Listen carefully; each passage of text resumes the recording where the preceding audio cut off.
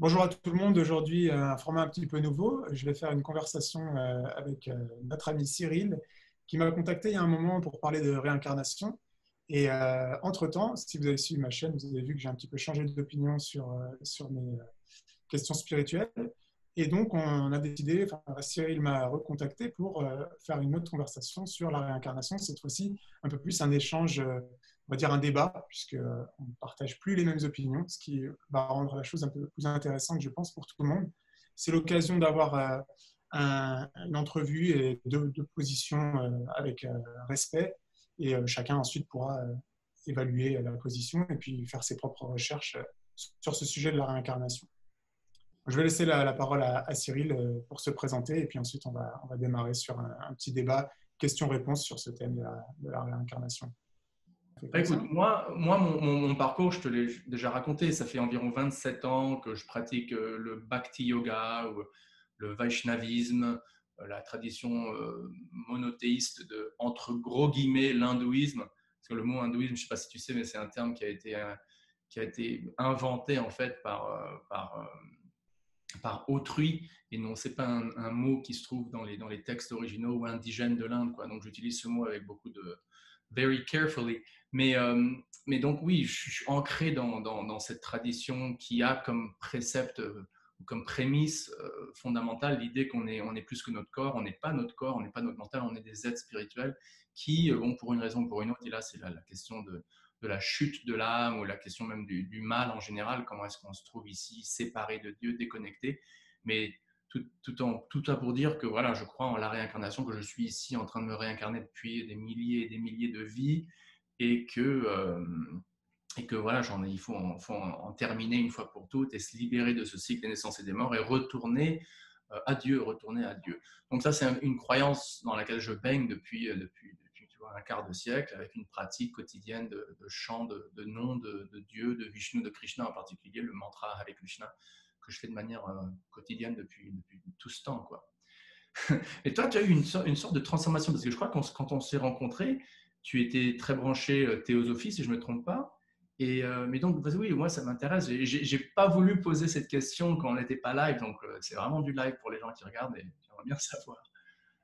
Ouais, alors bon, ce sera peut-être un petit peu répétitif pour ceux qui suivent ma chaîne. Donc moi, mon parcours est un petit peu différent en fait. J'ai grandi dans une famille athée, dans une culture athée, hein, la France, même si la France est à l'origine plutôt un pays judéo-chrétien. Dans les faits, c'est beaucoup plus une éducation athée qu'on reçoit. Et en tout cas, ça a été mon cas.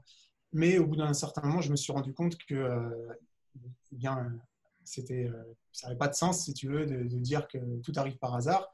Et j'étais assez conscient depuis un moment de beaucoup de problématiques qu'il y a dans le monde. Enfin, comme tout le monde, une personne qui est un petit peu éveillée ne peut pas se dire que tout va bien dans ce monde. Et ma conclusion, c'était qu'il y avait un lien, une déconnexion avec Dieu, avec le divin. Simplement, venant d'un athée, c'était difficile de cerner ce que j'entends par Dieu. Donc pour moi, ça a été une recherche personnelle d'essayer de trouver quel est ce Dieu, comment le rencontrer, comment faire un petit peu sa volonté. Et à travers ce parcours-là, bah, j'ai commencé différentes expériences, aussi parce que j'avais certains a priori, comme beaucoup de personnes, je pense, ont été un petit peu rejeté la religion à cause de tous les excès que ceux qui se disent religieux font dans le monde. Et du coup, moi, je partais de cet a priori-là, ayant en plus deux cultures. Du côté de mon père, c'est une culture catholique, et du côté de ma mère, c'est une culture musulmane. Et en tant qu'athée, j'avais rejeté les deux. Donc, c'est pas immédiatement, ni dans la Bible, ni dans le Coran, que j'ai été chercher mes réponses. Et ça a été beaucoup plus, au départ, dans le chamanisme, dans l'ésotérisme, dans l'étude un petit peu occulte des choses, et beaucoup plus vers l'hindouisme, le bouddhisme au départ, qui me plaisait beaucoup. Et c'est en creusant beaucoup plus l'occultisme, donc à travers la théosophie, qui est finalement la science de Dieu du point de vue ésotérique, et qui mélange beaucoup d'hindouisme et de bouddhisme, que je me suis rendu compte que, en fait, derrière cette théosophie, ces beaux mots de philosophie et spirituelle, se cache finalement une tromperie qui est finalement d'adorer Lucifer à travers des fausses religions, à travers des fausses spiritualités. Et là, pour le coup, je parle de la théosophie. Et j'ai fait le lien, en fait, au bout d'un moment avec la Bible, parce que mon interprétation de la Bible était celle que Jésus était un maître ascensionné comme beaucoup d'autres maîtres, Bouddha, Krishna, etc. Et Ah, c'est en Krishna n'est pas vu prenant comme ça dans la tradition krishnaïte, mais bon, excuse-moi de t'interrompre. Ouais. non, mais dans la transmission, enfin dans la tradition théosophique, oui, on nous présente, si tu veux, tout un tas de grands maîtres ascensionnés dans l'ésotérisme général. Et Krishna fait partie des autres avatars de Dieu, tout comme Jésus, tout comme Bouddha, etc. Et je voyais qu'il y avait un lien fort avec le christianisme. Jésus revenait toujours dans différentes traditions, mais je me disais c'était pas possible qu'il puisse y avoir un langage contradictoire sur Jésus. Et je me suis décidé à me replonger dans la Bible et vraiment comprendre ce qui est vraiment dit dans la Bible. Et je me suis aperçu que c'est pas du tout ce qu'est réellement Jésus, c'est pas du tout ce que dit la Bible, et que toutes ces traditions sont liées à la Bible, mais en opposition directe. Et c'est un petit peu la position qui m'a amené à rejeter la réincarnation, puisque la réincarnation fait partie de cet ensemble de philosophie, de spiritualité que la Bible décrit comme une opposition à la vérité qui est celle de Jésus étant Dieu incarné pour, pour le salut de l'humanité. D'accord. Donc, du Écoute, coup, ouais. excuse-moi Non, non, donc, vas-y. du coup, ça va bien introduire finalement le débat, puisque bon, on va aborder la Bible et puis la Bhagavad Gita que tu vas présenter maintenant, du coup, sur la réincarnation. Pour ceux qui ne connaissent pas la Bhagavad Gita, je le mentionne souvent dans ma chaîne, c'est, on peut dire, le texte le plus important, encore une fois, de cette tradition qu'on peut appeler largement et avec des pinces l'hindouisme. On peut parler plus de Veda, de textes védiques, de Sanatana Dharma, bref. Et parmi tous ces textes millénaires écrits en sanskrit, c'est quand même assez connu, où tout le monde est plus ou moins d'accord qu'un petit texte qui se trouve d'ailleurs au milieu d'une grande épopée, le Mahabharata, notamment la Bhagavad Gita, est considéré comme le texte le plus important, le plus connu en tout cas. Mahatma Gandhi l'a vachement popularisé, il dit qu'il se promenait avec tous les jours, enfin bref, si c'est vrai ou pas, en tout cas c'est joli.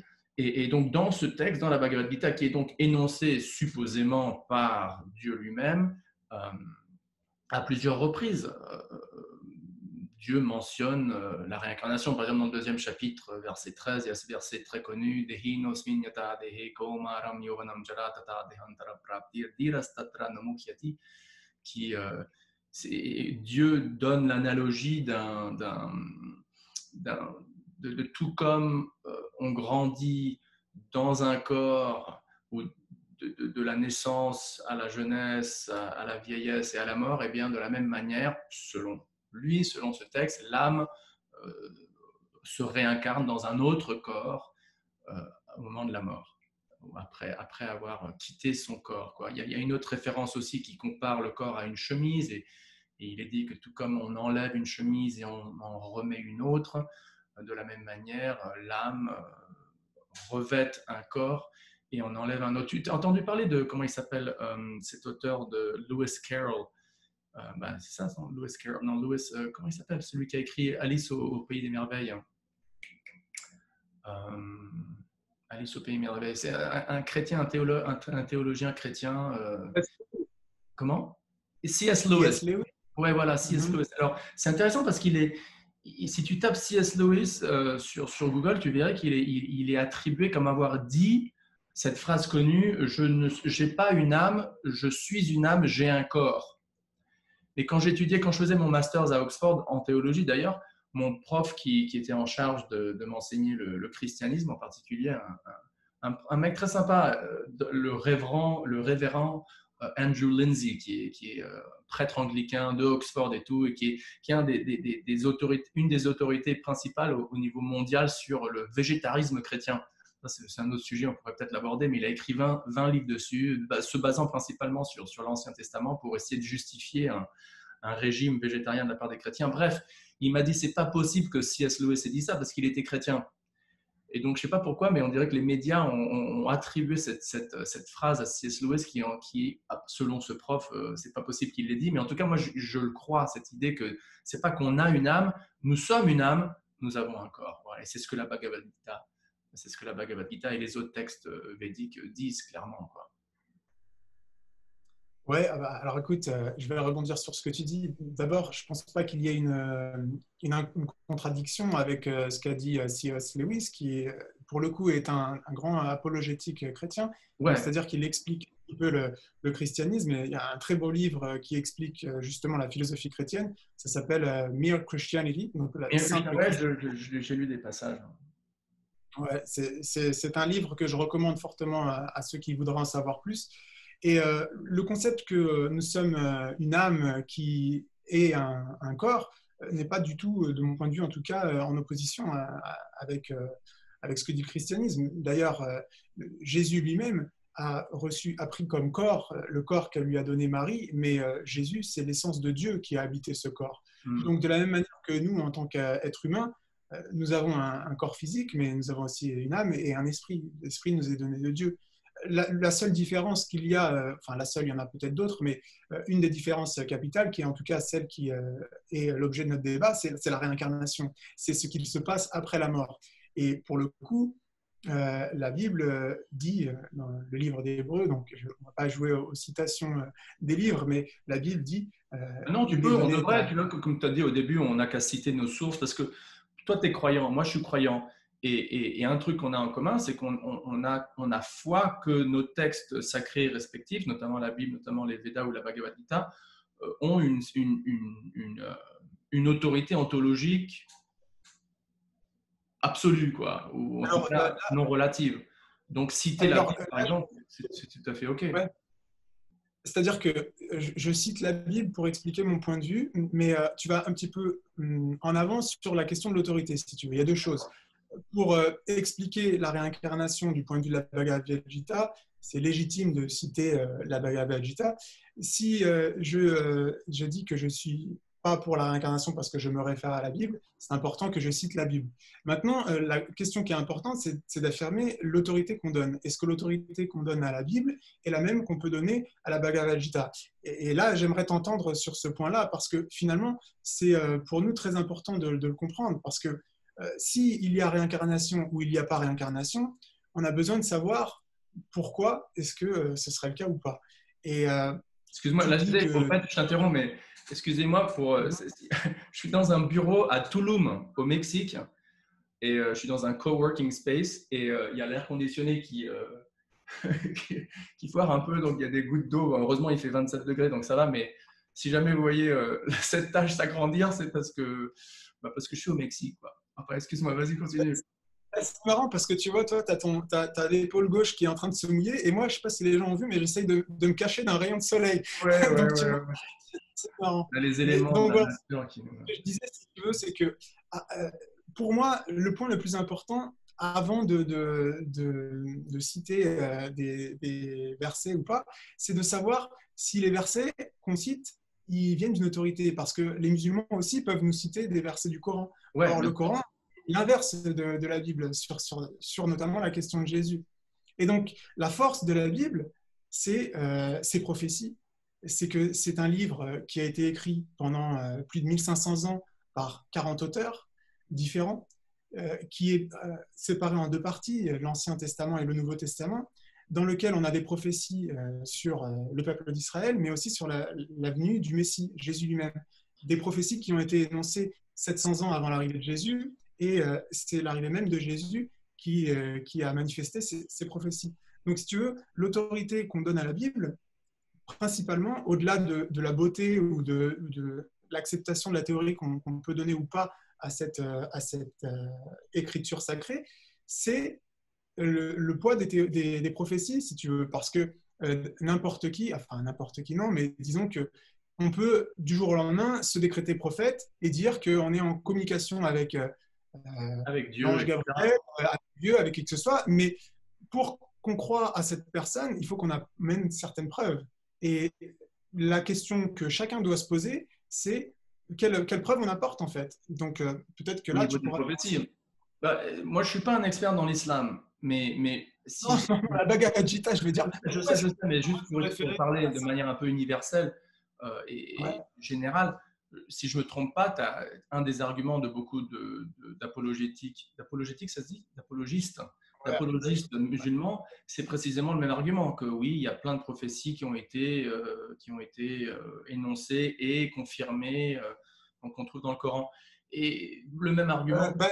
Je me permets de t'interrompre parce que ce n'est pas le cas du tout. Il n'y a aucune prophétie il y a aucune D'accord. prophétie dans le Coran.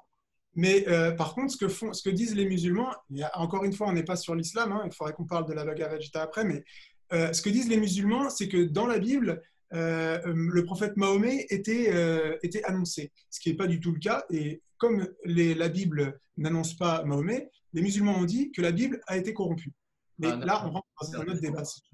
Ah. Donc, dans le cas de la Bhagavad Gita, est-ce qu'il y a des prophéties? Dans la Quel type Bhagavad de Gita même, c'est plus un traité de philosophie, tu vois, ou de théologie philosophique qui présente le monde, la conscience, l'âme, comment ce monde fonctionne.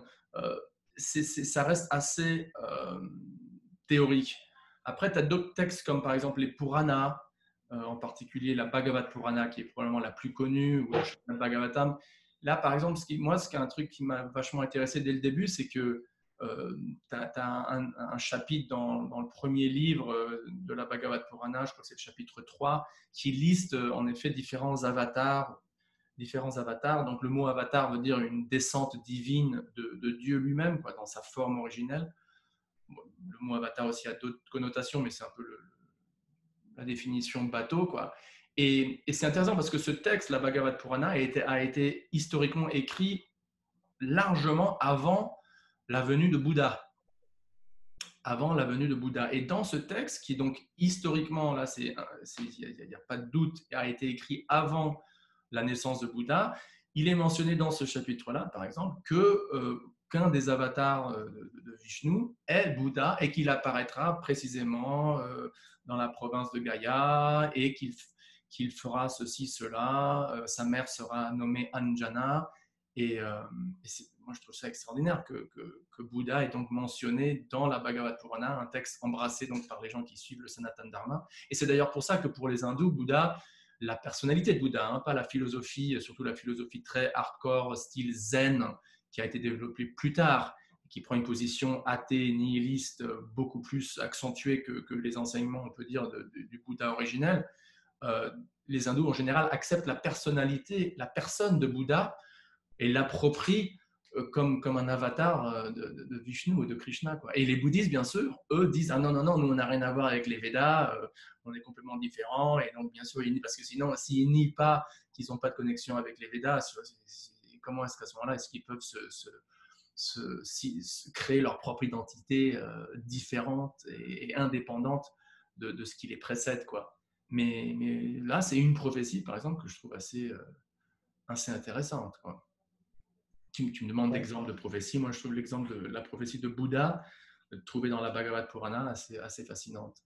Donc, je ne sais pas si c'est un super argument de dire que tel et tel texte a plus de pouvoir épistémologique et d'autorité épistémologique parce qu'il y a un ou deux ou 5 ou 10 prophéties qui ont été vérifiées. Parce que d'autres traditions diront la même chose et pourront argumenter la même chose aussi, quoi, avec d'autres exemples. Non? Qu'est-ce que tu en penses?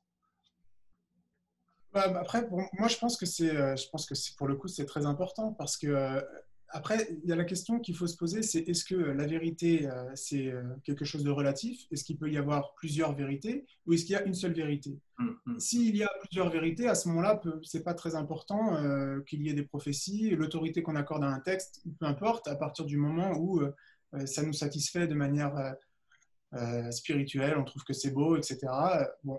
Mais s'il y a une seule vérité, et que ce que dit un texte contredit les autres sur des questions fondamentales, c'est-à-dire ce qui arrivera, ce qui se passera après la mort, et comment est-ce qu'on atteint Dieu, à ce moment-là, c'est très important de savoir quel crédit accorder à un texte. D'accord. Et les prophéties, de mon point de vue, c'est, si tu veux, ce qu'il y a de plus important. Après, évidemment, ce n'est pas le seul point, parce que le christianisme ne s'est pas répandu que par les prophéties. C'est 30% de la Bible, c'est des prophéties, ce qui donne un poids important, mais c'est surtout la manière dont le christianisme s'est répandu.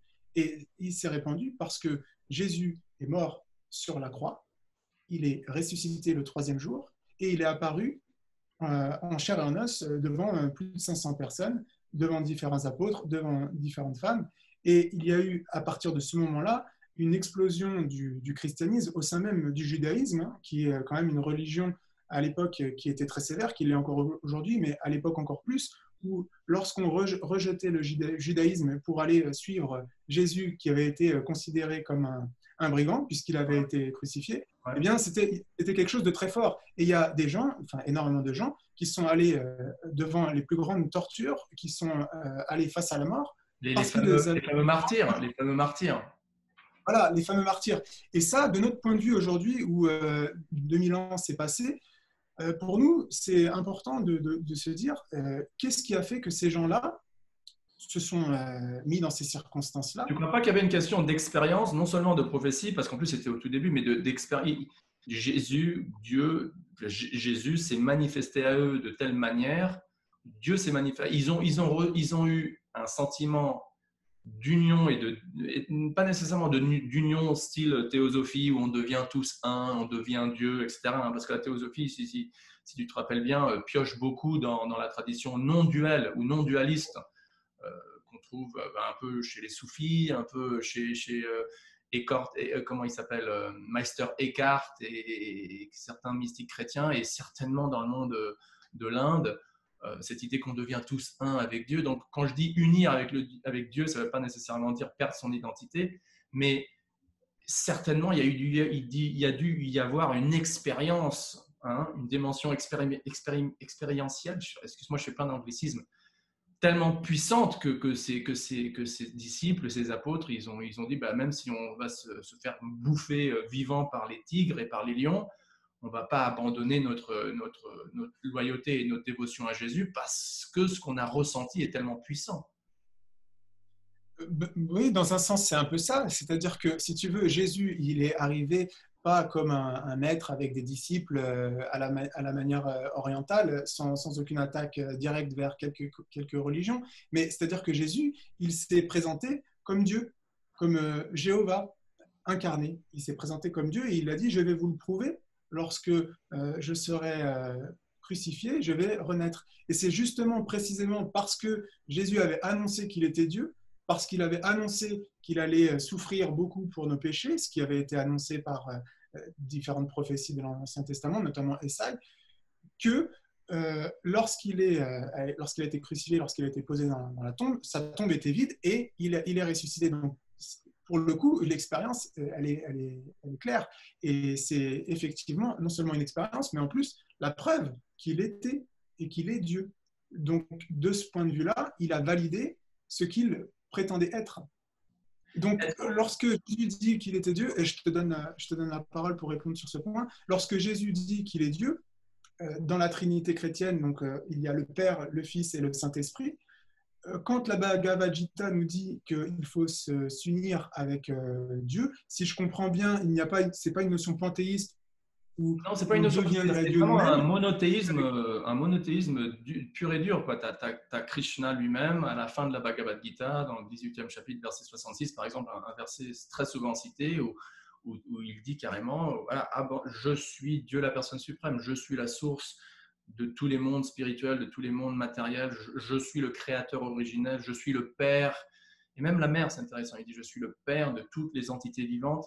Donc là, c'est non seulement, c'est pas seulement les êtres humains, c'est les plantes, les oiseaux, enfin n'importe quelle âme incarnée, j'en suis le père originel. Donc il y a une déclaration très emphatique, très indéniable de la part de Krishna, comme pour établir, enfin il dit plus ou moins le même truc que Jésus, on pourrait dire, dit, quoi. Je suis Dieu, je suis le créateur ultime, le Père suprême. Donc qui a raison? Je ne crois pas qu'on pourra arriver à une conclusion ici. Pour ça, je voulais peut-être te demander si on pouvait toucher un peu au niveau philosophique ou philosophie de la religion vis-à-vis, par exemple, du question du mal, de la question. Parce que moi, par exemple, moi, je viens d'un background catholique. Ma mère a passé quelques années dans un couvent catholique quand elle a immigré aux États-Unis, en passant par l'Allemagne, elle est obligée de se cacher pendant quelques années dans un couvent catholique en Allemagne. Mon père a été éduqué par les jésuites. C'était un Français, mais il est né en Égypte parce que ses parents travaillaient là-bas, dans une colonie en Alexandrie. Et il a été éduqué par les jésuites. Moi, j'ai ma première communion. Enfin, je viens, et comme toi, on est tous les deux issus d'une civilisation tout à fait judéo-chrétienne. Euh, mais moi, ce qui m'a vraiment fait tilter au niveau de croyance en Dieu, c'est-à-dire je crois toujours en Dieu, et bon, maintenant je crois en la réincarnation aussi, c'est cette notion de mal, c'est cette notion de comment est-ce que si la réincarnation est un fait, eh ben, ça peint l'image d'un Dieu qui est très patient et très miséricordieux. C'est-à-dire, il donne une chance, deux chances, 5 chances, 100 chances, 1000 chances, 5 millions de chances, c'est-à-dire autant de vies, si tu veux, que tu as besoin pour essayer de jouir indépendamment de lui et de son service, et finalement te rendre compte qu'en fait, non, je serai jamais heureux sans lui, et de là entreprendre ton retour à lui et de demander sa grâce, etc., pour qu'il te ramène à son royaume quand tu meurs durant ta dernière incarnation sur Terre. Là, pour moi, j'ai beaucoup aimé cette idée de Dieu qui te donne pas un ultimatum d'une vie, tu vois. Et c'est ça où j'ai un peu un problème. Si tu as un Dieu qui est supposé être très miséricordieux, infiniment, c'est-à-dire si Dieu est infini, il est infiniment miséricordieux, comment est-ce qu'il te donne seulement une chance et si tu foires, si tu rates ton coup pendant une vie, eh ben là, cette notion d'enfer éternel, moi, ça me perturbe, ça me dérange, parce que ça, pour moi, ça contredit la définition par excellence de Dieu qui est notamment infiniment miséricordieux. Tu as une Alors, chance, tu tu as foires. soulevé Hum, Comment c'est des bonnes questions et je pense que les gens voudraient nous entendre sur ces deux points-là. Tu as soulevé plusieurs points, donc je vais essayer d'y répondre. Mais juste avant, je pense quand même que c'est très important, même si on ne va pas forcément nous décréter, ce n'est pas l'objet de cette vidéo, mais j'insiste sur ce point pour chaque personne ici, de se poser la question si Dieu ne peut pas être à la fois Jésus et Krishna. Donc c'est important de savoir, parce que là, on vient de le dire, Krishna propose une autre manière. La rédemption, c'est par la réincarnation, par l'union avec lui, etc. Dieu Non, est... excuse-moi, juste parce que je veux pas. Si je fais des erreurs en décrivant la Bible, j'aimerais bien que tu me corriges. Une toute petite correction. Le salut que Krishna offre n'est précisément pas par la réincarnation. La réincarnation, c'est la punition de l'âme pour avoir rejeté Krishna ou Dieu. Il y a X milliards et billions de vies. Le salut, c'est précisément de s'abandonner à lui, de dévouer sa vie à lui, de chanter ses gloires, de vivre une vie dédiée à lui, que je trouve d'ailleurs très similaire à ce que le Christ enseignait. Excuse-moi hein, pour cette interruption. Ouais, mais alors à ce moment-là, la question c'est que bon, un Dieu miséricordieux, c'est précisément le message du christianisme, puisque c'est Dieu lui-même qui a pris sur lui la punition qui était réservée à l'humanité. Très brièvement, ce que dit la théologie chrétienne, c'est que l'homme a été créé par Dieu dans le jardin d'Éden. Et puis, il a créé aussi d'autres entités qui sont des anges, et un d'entre eux s'appelait Lucifer. Lucifer s'est rebellé contre le plan de Dieu et a voulu établir son trône au-dessus du trône de Dieu.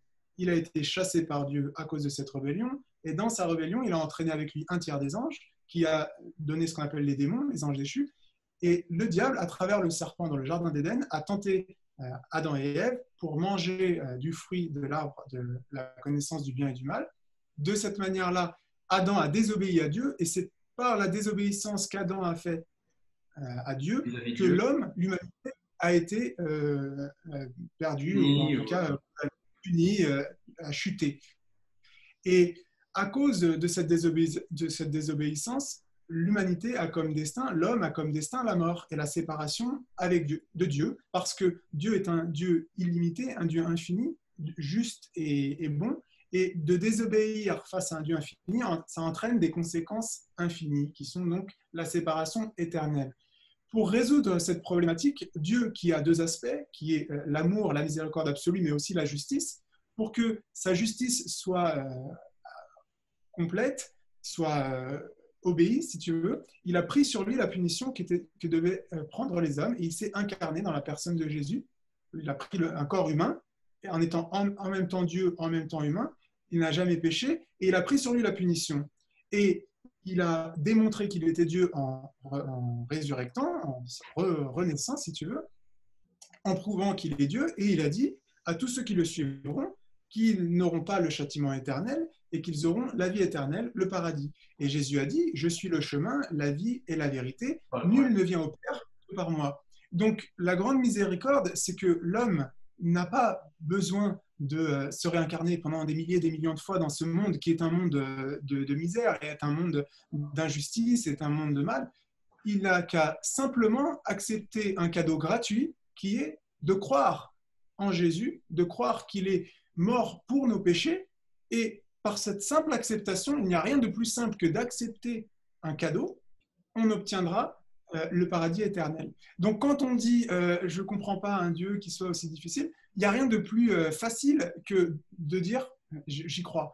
Donc pour moi, c'est une mise plus grande, si tu veux, que de continuer à se réincarner dans un monde qui est dominé par le diable, dans lequel on devra lutter, on devra essayer de trouver la vérité à chaque fois. Etc. Alors, mais c'est là où, mais tu sais, comme tu sais, dans cette vie même, par exemple, tu as plein de gens qui se tournent à Jésus à la fin de leur vie. D'ailleurs, c'est pour ça que j'imagine dans la tradition chrétienne en général, tu as le prêtre qui vient et qui dit, tu vois, aux mourants, aux gangsters mourants, tu vois, dis Jésus ou dis Amen ou tu vas au dernier moment pour qu'ils obtiennent ce salut. Le choix de l'homme est à lui. On a tous un libre arbitre. Et à un beau jour, on dit oui, d'accord, j'accepte Jésus. Hein. Mais comme le témoignent des millions et des milliards de chrétiens convertis au christianisme, ça leur est peut-être arrivé plus tard dans la vie, ça leur est peut-être arrivé après avoir été invités à accepter Jésus maintes fois et à chaque fois ils ont rejeté, ils ont dit non, non, non, non. Il y a un jour où il y a une sorte de déclic et le déclic il ne vient pas nécessairement après la première invitation, on est d'accord?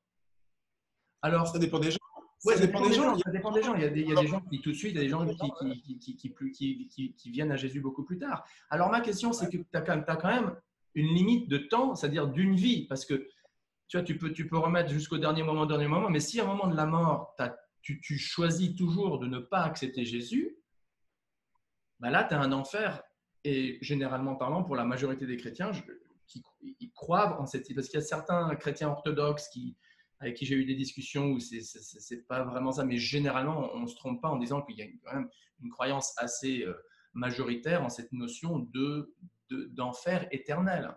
Tandis que dans la Bhagavad Gita, dans le concept que j'embrasse moi, l'idée c'est que bon, bah, Dieu, il va te laisser souffrir parce qu'il respecte ton libre arbitre. Et aussi longtemps que tu ne veux pas te tourner à lui, il ne va pas te condamner à un enfer éternel d'où tu ne peux plus jamais retourner, tu vois. Oui, tu continues à te réincarner, oui, comme tu dis, tu continues à souffrir, oui, tu continues à subir la vieillesse, la maladie et la mort, vie après vie après vie après vie. D'ailleurs, la Bible dit, the wages of sin is death. C'est intéressant. J'adore ce verset. Le prix qui vient avec le péché, c'est la mort. Donc, on peut l'interpréter de telle manière que aussi longtemps que tu rejettes Dieu, tu es obligé de subir la vieillesse et la mort, incarnation après incarnation, vie après vie. Dieu ne veut pas ça de nous. Il ne veut pas ça de l'âme, la Bhagavad Gita nous dit. Mais il respecte le libre arbitre, pas seulement dans une vie, mais dans plusieurs vies. Et pour certaines âmes, ce n'est pas une question d'attendre 50 ans pour se tourner vers Dieu, mais peut-être 50 vies. Tu vois ce que je veux dire? Donc, la fenêtre de salut est beaucoup plus large que juste dans une vie. Et c'est ça que moi, j'aime. Qu'est-ce que tu en penses? Oui, que tu aimes ça, je n'en doute pas. Et il y a beaucoup de gens finalement qui choisissent une spiritualité qui leur plaît. La question, c'est pas tant si ça nous plaît, la question, c'est s'il y a réellement un seul chemin, une seule manière d'y arriver ou pas. Ouais, mais là, tu diras, la Bible dit, mais moi, je peux dire aussi la Bhagavad Gita dit. Donc, une fois, on revient à notre... C'est pour ça que je dis que c'est très important qu'on accorde l'autorité qu'on donne à un texte et qu'on se fie vraiment à quelque chose sur du concret. Et pas simplement parce qu'on en a entendu parler, parce qu'un tel au milieu de la jungle, il a dit. Enfin, voilà, c'est vraiment très important. D'autant plus que dans la Bible, il est écrit aussi, il est expliqué qu'on a parlé du serpent, du diable qui est condamné à l'enfer éternel. Et le diable a pour objectif d'entraîner le plus de personnes en enfer, justement, pour obtenir le même résultat que lui est garanti d'obtenir. Et c'est justement ce dont parle la Bible, ce sont l'ensemble des fausses religions, des faux prophètes qui sont venus avant Jésus et qui viennent après. Et en particulier, à la fin des temps, la Bible a aussi la particularité qu'elle donne une chronologie. Hein. Il n'y a pas l'éternité devant nous. À un moment donné, Jésus revient, il reviendra pour juger le monde et ce sera terminé, il n'y aura plus d'opportunités si tu veux. Et à cette fin des temps, il y aura une grande apostasie. Et toi, tu es OK avec cette notion d'un Dieu qui te donne en fait qu'une seule vie pour te repentir, quoi. Qui donne à l'homme, moi, parce qu'il n'y a qu'une seule vie en fait. je suis OK avec le fait que Dieu nous dise, pour obtenir le paradis, la vie éternelle avec Dieu, il suffit simplement de croire en lui et d'accepter son cadeau gratuit. Dans cette vie. Dans cette vie. Mais ouais. excuse-moi, mais après, chacun est libre de rejeter un cadeau. Mais si l'homme est dans cette condition actuelle où il y a autant de mal, où il y a autant d'injustice, parce que les hommes ont en eux une part de mauvais, parce qu'ils sont tentés par le diable, et que Dieu lui-même, dans sa générosité, dans sa miséricorde, prend sur lui de mourir sur la croix, parce que la croix, je pense, c'est génial. Dire, la notion, c'est le sacrifice par excellence, quoi. Il n'y a pas photo. Donc l'humanité est une humanité rebelle face au plan de Dieu. Dieu lui-même vient souffrir sur la croix. Je connais. Et nous, en fait, si tu veux, dans notre fierté, on dit bah non, merci pour ton cadeau, mais je vais attendre un petit peu, on va voir quelques années plus tard. Et entre-temps, on a à côté de ça, en fait, d'autres spiritualités qui viennent justement, qui nous disent que prends ton temps, tu peux faire 50 ans. Attends, il y en a qui disent prends ton temps, mais dans le cas de la Bhagavad Gita et dans la tradition de Sanatana Dharma, il y a une urgence aussi. C'est du style non, on ne reprend pas naissance, on recule de Dieu maintenant parce que ce monde est un monde de souffrance, donc tu n'as pas intérêt à poireauter ici. Où se trouve l'urgence si finalement tu peux prendre autant que tu veux. Si ça te plaît de souffrir, si ça te plaît de vivre, ou pas forcément de souffrir, parce qu'il y en a qui ne souffrent pas dans ce monde matériel, si ça te plaît de vivre là, au milieu de voir des... Non, mais tout le monde ne souffre pas dans ce monde matériel. Bah si, pas à la même si. D'un point de vue, disons, méta, quand même, on est tous forcés de vieillir, d'avoir une certaine maladie ou une autre, et de mourir. Et ça, personne ne veut subir ça. Ouais, mais bon, après, si on te propose cette théologie, on te dit, voilà, tu n'as qu'à croire ce qu'il a fait. On opère dans le même paradigme. On opère dans le même paradigme. Moi, dans ma tradition, il y a un avatar de Krishna qui s'appelle Chaitanya Mahaprabhu, qui, soi-disant, est apparu il y a environ 500 ans, 1486 pour être précis. C'est lui qui a inauguré cette pratique du chant du mantra Hare Krishna, le sacrifice pour cet âge dans lequel on vit. Et c'est le même principe, c'est juste, c'est tellement simple, c'est tellement facile, tu as juste à accepter la miséricorde de Chaitanya Mahaprabhu, tu as juste à chanter les saints noms de Dieu, et juste en faisant ça, tu reçois la pleine miséricorde de Dieu, et tu vis une vie aussi heureuse que possible dans ce monde temporaire de souffrance, et quand tu meurs, tu n'as plus à renaître, et tu retournes au royaume de Dieu, dans la région la plus exaltée, la plus confidentielle du royaume de Dieu, pour vivre une vie éternelle avec Dieu. C'est quand même le même paradigme, quoi. Mais tu sais, je n'en doute pas qu'il y ait beaucoup de similitudes. Parce Qu'est-ce que tu penses des enfants? Qu'est-ce que tu penses? Parce que du point de vue je vais te répondre après, mais du point de vue de la Bible, encore une fois, c'est important de le dire, hein, mais du point de vue de la Bible, il n'y a qu'un seul chemin, et ça paraît dogmatique, d'autant plus dans notre âge où on nous dit toutes les vérités se valent, mais si la Bible dit vrai, il n'y a qu'un seul chemin. Là, tu nous cites Paul. Tu nous cites Paul, là. Tout. Oui, c'est Jésus qui l'a dit, je suis le chemin, la vérité et la vie. Nul ne vient au Père que par moi. Donc un seul chemin. C'est l'interprétation qui dit de ce verset que quand Jésus a dit ça, dans ce contexte précis, à cette époque-là, il était en effet le seul être qui pouvait sauver le peuple désertique, barbare, de beaucoup de manières, autour de lui, quoi. Mais il ne voulait pas dire dans tous les temps, dans toutes les circonstances, passées et futures. Qu'est-ce que tu penses de cet argument? Après, je ne crois pas du tout à ça, non. Après, je vais te donner un très bon exemple par rapport à ça. Et là, je reviens à l'islam.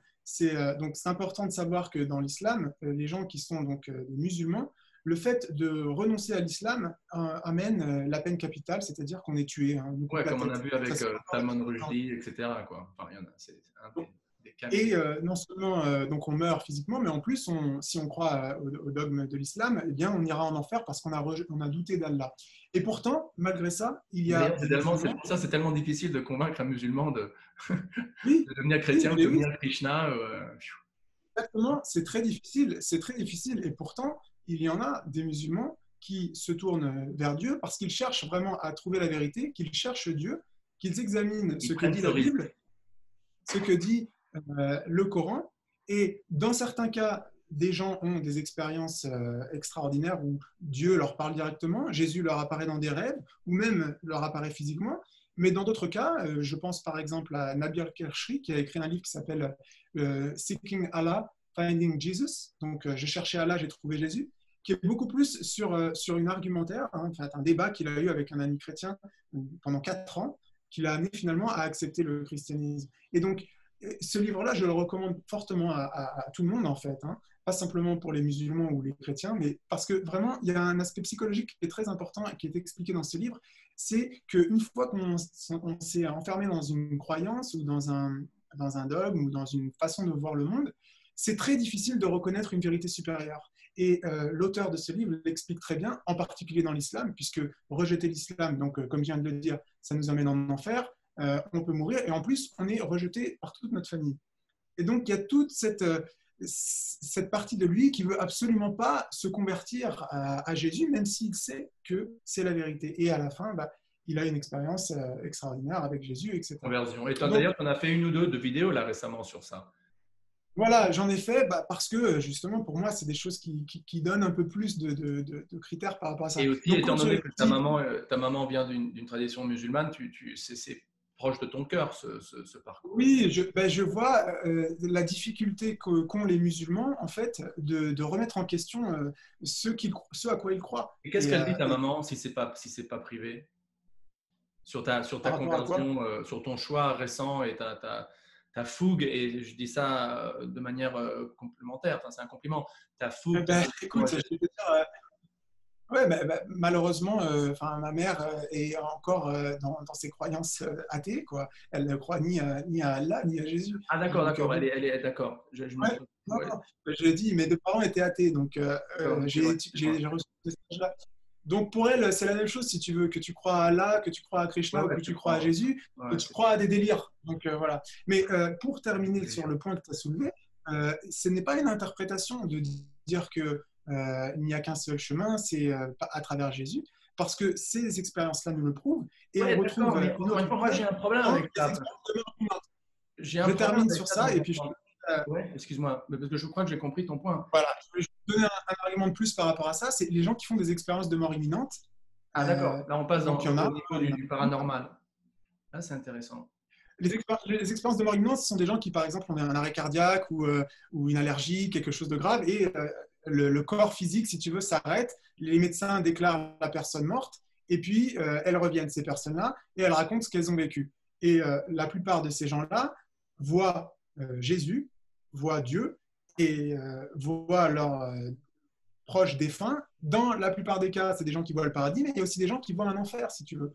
Donc, quand on dit la réincarnation, il y a Krishna, il y a machin, etc., jusqu'à aujourd'hui, j'ai pas vu, pourtant j'ai étudié la question, mais évidemment, j'ai pas tout vu, mais j'ai pas vu de gens qui me disent ah bah oui, quand j'étais en état de mort clinique, je me suis rendu compte qu'en fait ma propre prochaine incarnation était prête et que ça allait arriver dans un animal ou dans un autre corps. Oui, Tu mais vois, si alors tu veux, ce parlons qu'on des voit. enfants, parce que ce truc des enfants, cette étude scientifique hein, qui depuis se fait de manière très rigoureuse depuis environ 50 ans, en démarrant avec le fameux Dr. Ian Stevenson, qui était le chef du département de psychiatrie. Sûrement tu le connais, il est quand même assez connu, certains de ses livres ont été traduits en français, Ouais, ouais, j'ai lu un livre. Ouais, ouais. à l'Université de Virginia, où tu as quand même des milliers de cas confirmés, des dizaines de milliers de cas non confirmés, c'est-à-dire c'est des gars qui. Alors, je vais m'arrêter ici parce que j'ai revu le livre hier. Hein. Donc c'est le livre de Ian Stevenson qui a été publié en 66. C'est 20 cas qui suggèrent la réincarnation et Voilà. il s'est basé sur 600 cas. Donc 10 000, il y a une petite Ah inflation. non, mais Mais peu importe. depuis là, il a continué à. Il y a tout un truc, il y a The Division of Perceptual Studies à l'Université de Virginie qui continue son boulot avec Ian, avec Dr. Tucker, j'ai oublié son prénom. Et donc, non, ils continuent, hein, les mecs, à accumuler de plus en plus de cas. Mais ce que je veux dire, que ce soit 10 000 ou 1000, le point est qu'il y a une rigueur scientifique dans le sens qu'il il a dû filtrer plein de cas qui sont faramineux, extraordinaires, mais qui échappent à une rigueur scientifique, donc qui ouvrent la porte trop grande, selon lui, à des possibilités, par exemple, de l'enfant qui aurait pu aller à l'endroit où il dit avoir vécu dans sa vie passée, ou alors avoir eu un contact avec la langue qu'il soi-disant parle mystérieusement. Mais il y a quand même un grand nombre de cas que lui appelait confirmés, c'est-à-dire des cas où, en effet, la seule conclusion la plus logique pour expliquer ce phénomène d'enfants qui, soi-disant, se souviennent d'une identité qui est donc confirmée par des annales d'hôtels de ville ou des témoignages ou des trucs, tu vois, même il y a des cas de ouf, de fous, d'enfants qui disent, voilà, j'ai été tué par un mec qui était jaloux parce que j'avais couché avec sa femme ou un truc comme ça. Il m'a tapé dessus avec un marteau et il a enterré le marteau à tel et tel endroit. Et le petit gosse, tu vois, 15 ans plus tard, à l'âge de, ou 10 ans plus tard, amène Dr. Ian Stevenson et son équipe dans la forêt et il dit, voilà, creusez-la, vous allez voir. Et là, les mecs voient en effet un marteau que l'enfant dit, voilà, ça c'est le marteau que mon ennemi a utilisé pour me tuer dans ma vie passée, quoi. Qu'est-ce que tu penses de ça, moi, personnellement, ça me donne une foi, parce qu'encore une fois, toi, on dirait un théiste en général. Alors après, encore, s'il te plaît, rentrons pas dans quel texte a le plus d'autorité, parce que chacun peut dire le mien a le plus d'autorité. Mais le principe général qu'un théiste a foi en ces textes sacrés, la foi peut être faible ou peut être très forte. Tu as des chrétiens qui ont peu de foi en la Bible, tu as des chrétiens qui seraient à mourir pour ce que la Bible dit, on est d'accord. De la même manière, dans la tradition sanataniste, ou pas sataniste, hein, celle qui suit le Sanatan Dharma, ou védique, si tu veux, la tradition de la Bhagavad Gita, tu as des gens qui ont une foi inébranlable en les mots de Krishna ou de Vishnu et d'autres qui en ont moins.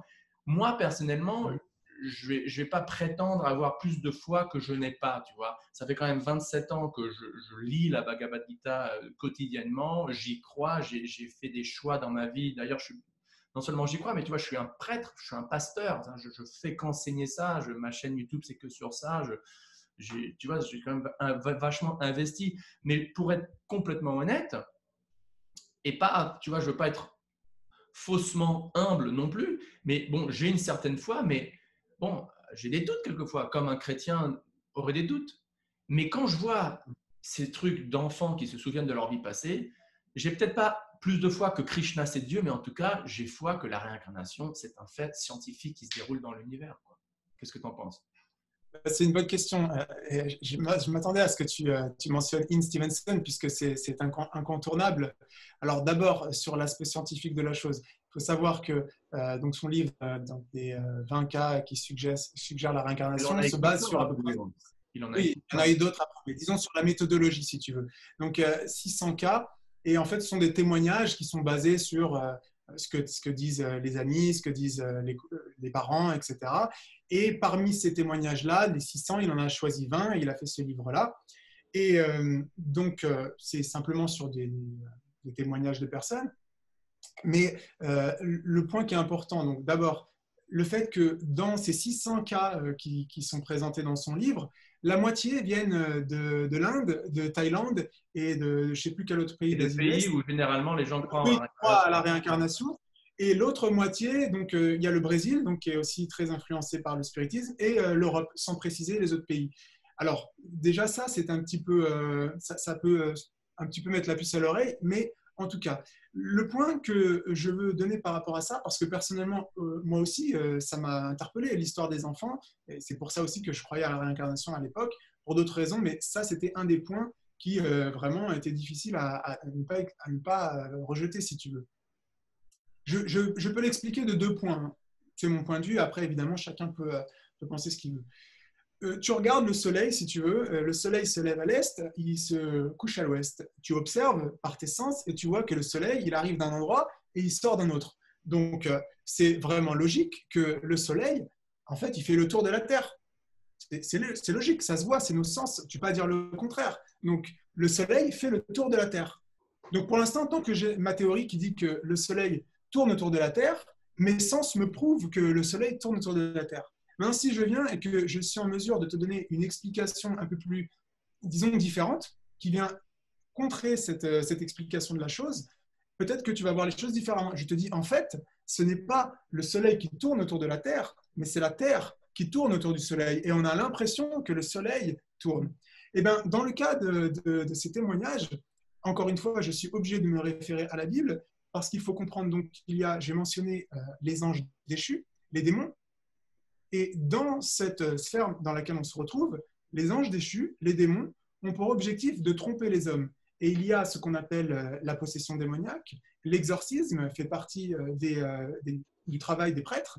Et il y a des gens qui sont directement possédés par des démons, qui leur influent des pensées, qui peuvent même prendre possession d'eux-mêmes.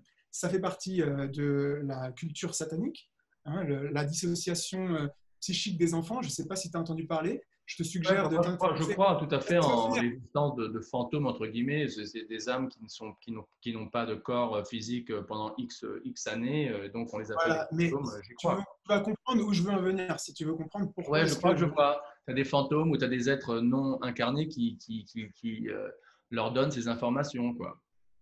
Donc, je te suggère de t'intéresser aux travaux d'Alexandre Le Breton. Donc, notamment, il a écrit sur le MK Control et la manière dont les élites satanistes fractionnent le mental des enfants à travers différents traumatismes.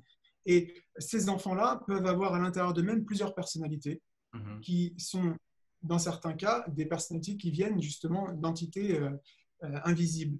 Donc, lorsqu'un enfant peut nous dire bah, le marteau, il est enterré dans le terrain, c'était mon meurtrier, etc., qui nous prouve que ce n'est pas un démon qui prend possession de cet enfant et qui lui donne des explications. Car Et il y a des pour cas... faire croire aux gens, pour faire en sorte que les gens croient en la réincarnation et donc les emmener au loin de Jésus? Quelle serait la motivation pour faire tout ce boulot? Ça peut être une possibilité, tout à fait, parce que de toute manière, enfin, si on croit à ce que dit la Bible, on croit qu'il existe le diable. Si on se renseigne un petit peu sur ce que font les élites et qu'elles sont réellement dans l'adoration de Satan, Ouais. Satan, Lucifer, qui n'est pas l'adversaire de Krishna ni de Bouddha, c'est l'adversaire de Jésus-Christ. Et donc, dans cette vision de la chose, qu'il y a une élite noire qui a pour objectif de tromper l'humanité, Ça, ces élites ne sont je pas... crois, cette élite noire. Hein. Ben voilà, ces élites-là ne sont pas simplement... Mais ces élites-là ne fonctionnent pas uniquement dans la sphère matérielle. Elles ont Au une niveau dimension subtil passé, spirituelle. elles sont Et quand même dans la sphère matérielle, mais subtile, moi je dirais. C'est-à-dire, elles ne sont pas dans la sphère qu'on voit avec nos yeux grossiers, entre guillemets, mais ce n'est pas au royaume de Dieu que ça se passe. C'est toujours dans une atmosphère subtile, matérielle de ce monde, si j'ose dire. ce que je veux dire par là, c'est qu'il y a des entités qui sont invisibles, qui agissent pour tromper les hommes. Et comme tu l'as suggéré, pourquoi pas faire croire aux gens que la réincarnation, et du coup, bah, prenez votre temps. Et voilà, c'est une possibilité. Après, Moi, je sais pas, mais après, il y a quand même un truc théiste. Si le fantôme disait au petit gosse, ouais, en fait, voilà, il n'y a pas de Dieu, il n'y a pas d'âme, il n'y a rien après la mort, tu vois, ça, je comprendrais. Ça, c'est un truc vraiment démoniaque à faire, quoi, un truc que le diable ferait. Mais comme tu le sais toi-même, la majorité des gens qui ont donc des expériences comme ça de mort imminente, etc., ils deviennent théistes après, quoi. Ils commencent à croire en Dieu après. ouais, Et souvent, il y la en a qui deviennent réincarnation, chrétiens. Alors là, ça irait à l'encontre du but, de l'objectif de Lucifer, de Satan, non? bah non, puisque une expérience de mort imminente n'est pas une possession démoniaque, ça n'a rien à voir. D'accord, C'est d'accord. quelqu'un qui a un accident. Ah oui, non, il faut bien dissocier les deux là. Je ne te parle pas de gens qui Ouais, font par bon, exemple des moi, je simulations. dissocie pas trop les deux parce que pour moi, ça, c'est juste la preuve, comme Ian Stevenson le dit et d'autres, et là, on rentre dans la biologie chimique, quoi, où l'intersection de la spiritualité et de la physique ou de la biologie, notamment que la conscience est un produit spirituel. La conscience est un phénomène spirituel, métaphysique, qui n'a jamais eu et qui n'aura jamais rien à voir avec la matière, avec le corps. Et donc pour moi, c'est ça. Donc que ce soit une expérience de mort imminente ou d'enfants qui se souviennent de leur vie passée, pour moi, ça prouve un truc, notamment que l'âme ou l'être conscient transcende le corps, transcende la matière. Ben, pour le coup, on est d'accord, ça c'est sûr. La question c'est où est-ce qu'on va après et Ouais. est-ce qu'on a deux destinations ou est-ce qu'on a le retour sur Terre? Après, pour le coup, je vais te poser une fois la question parce que c'est quand même euh, la question de la réincarnation. De ton point de vue, est-ce qu'on se réincarne dans des animaux, dans des êtres humains? Est-ce qu'on se réincarne immédiatement? Ou, tu vois, comment est-ce que ça fonctionne un petit peu? D'accord. Bah, écoute, moi je vais te répondre encore en représentant de la tradition védique, donc en me référant aux textes comme la Bhagavad Gita, comme les Upanishads et tout, parce que je trouve ça assez arrogant de mentionner, tu vois, de se poser en tant qu'autorité sans faire référence aux textes sacrés, quoi. Donc, selon la tradition que je suis moi, selon la Bhagavad Gita, oui, en effet, une âme peut, selon son karma, c'est-à-dire son karma dans le sens de ce qu'elle fait dans cette vie-ci, parce que le mot karma, ça peut dire, voilà, donc réaction karmique de ce que tu as fait dans tes vies passées, mais le mot karma lui-même veut dire action aujourd'hui, maintenant, quoi. Donc, on peut parler de karma en termes de présent, d'activité présente. Donc, selon ce que quelqu'un fait dans une vie maintenant, eh ben ouais, tu peux te retrouver dans un corps non humain dans une vie prochaine, en effet.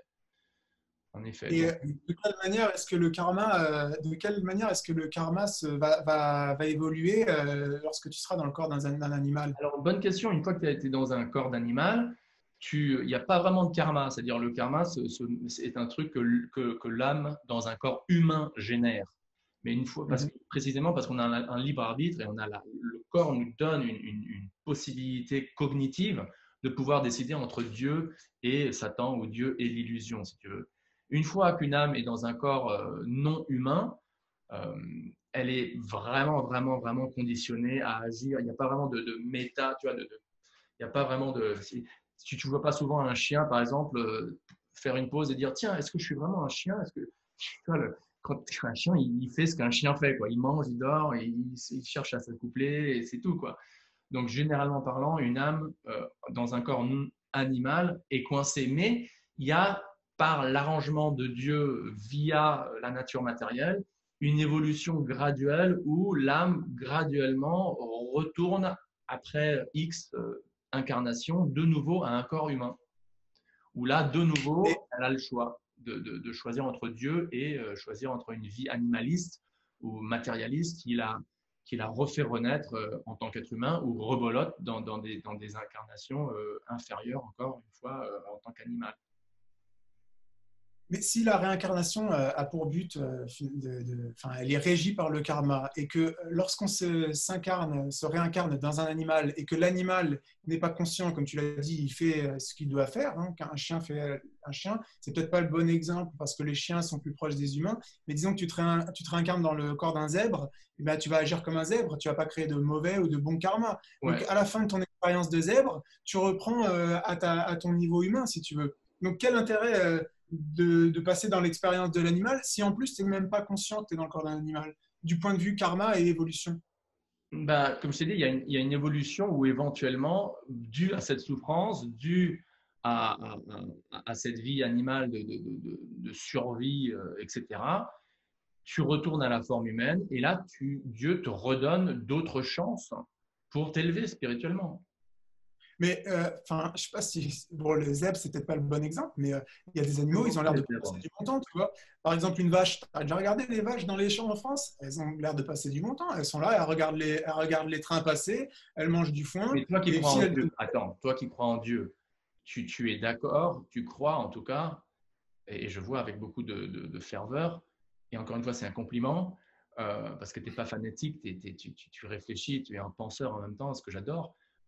Tu es d'accord que l'expérience du royaume de Dieu est quand même nettement plus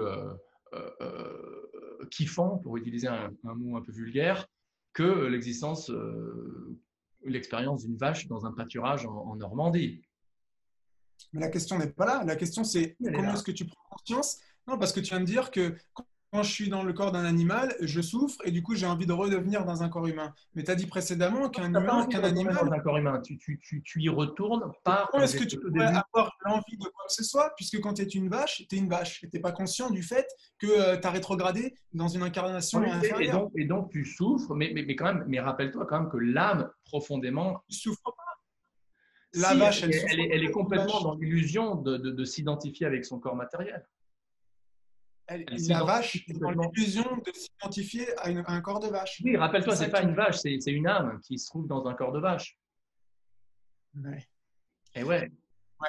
Ouais, mais enfin, pour moi, ça n'a pas de sens si tu veux, ce que tu dis. Et Parce où que est-ce que du tu point veux, de vue moi, du ma karma, contre-question, c'est où est-ce que, si le royaume de Dieu est vraiment fermé à ceux qui ne veulent pas y aller, si le royaume de Dieu est vraiment ouvert à ceux qui ont accepté la grâce de Dieu, ouais. c'est comme un club privé, si tu veux, ouvert à tout le monde, mais bon, il faut quand même vouloir y aller. Il faut vouloir il faut avoir reçu la miséricorde de Dieu. Alors, disons via Jésus. OK, rentrons pas dans, s'il te plaît, restons au niveau, disons, général, théologique.